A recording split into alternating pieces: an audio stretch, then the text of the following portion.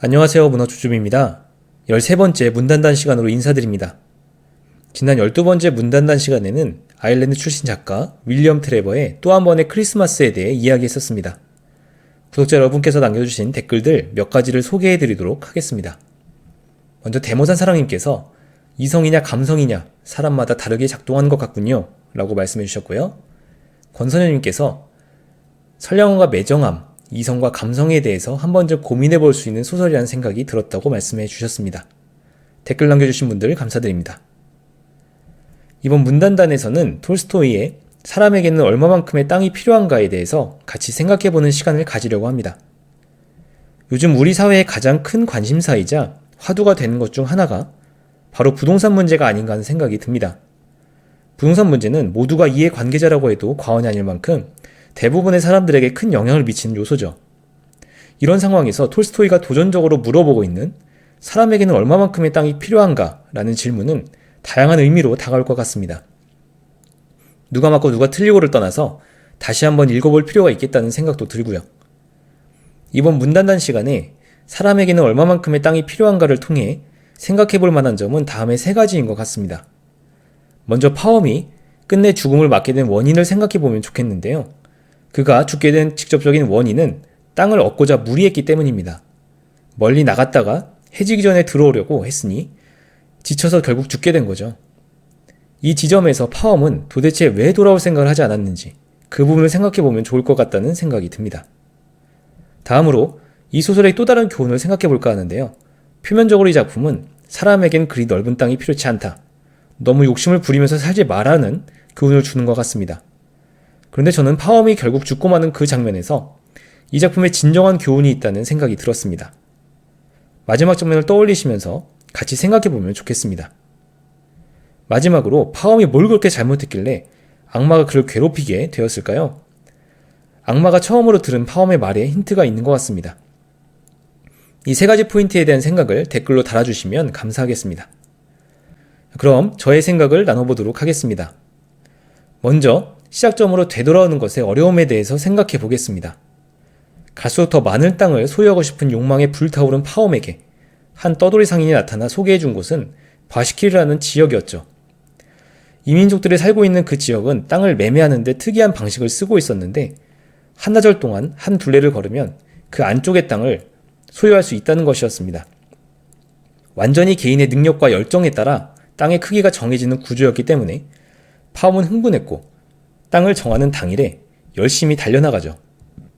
재미있는 점은 반드시 출발점으로 되돌아와야 매입이 가능하다는 것을 알고 있으면서도 파엄은 쉽사리 반환점을 돌지 못했다는 겁니다.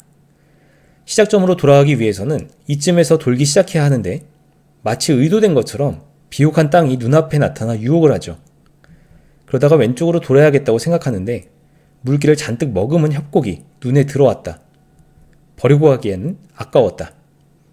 그래서 파엄은 자신의 당초 계획보다 더 멀리 나가게 되었고 그 결과 돌아오는 길에 무리를 한 나머지 결국 사망에 이르고 만 겁니다.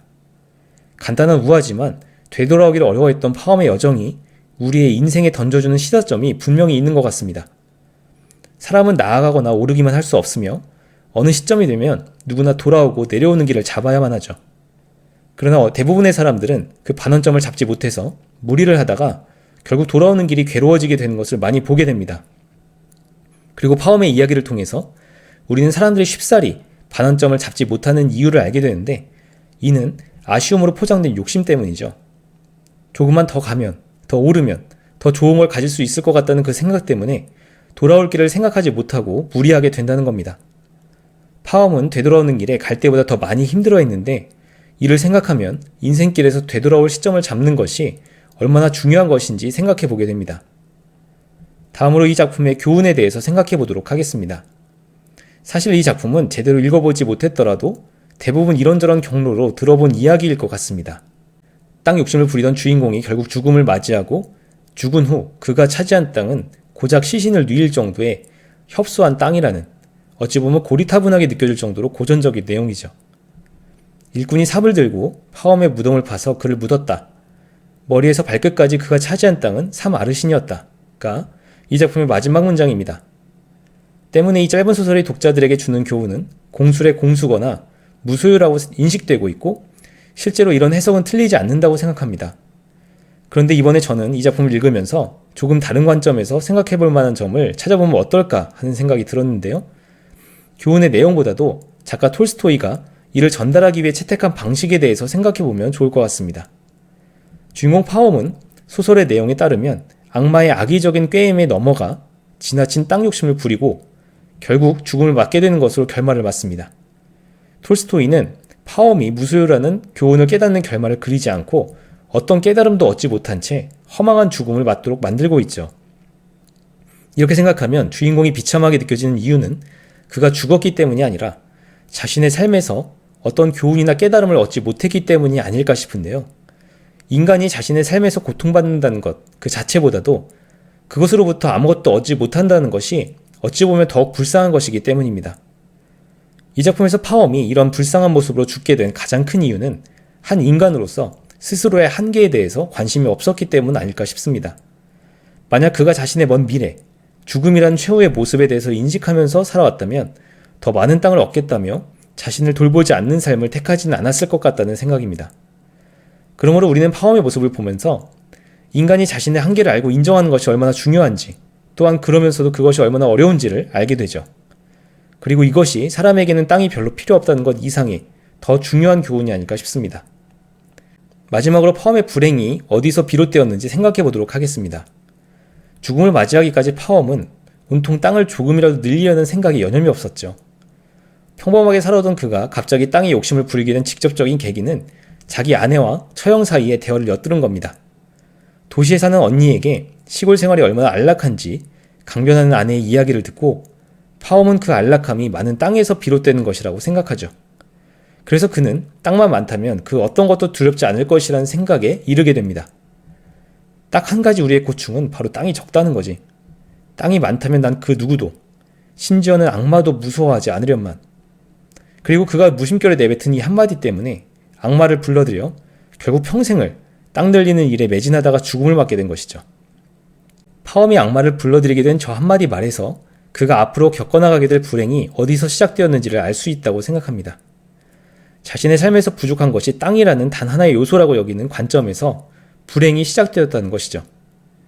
아이러니하게도 악마가 파엄을 타겟으로 찍은 이유는 결핍 요소인 땅 이외에는 행복할 수 있다는 자신감에서 비롯된 것이라는 생각이 듭니다. 사실 파엄이 행복과 안락을 누리기 위해서 필요한 것은 땅뿐은 아니었을 것이고 다른 여러 가지 요소들이 필요했을 겁니다. 하지만 그가 나에게 필요한 단 하나는 더 많은 땅이라고 규정하는 순간 그것을 얻어내기 위한 집착의 늪에 빠져버리고 만 것이죠.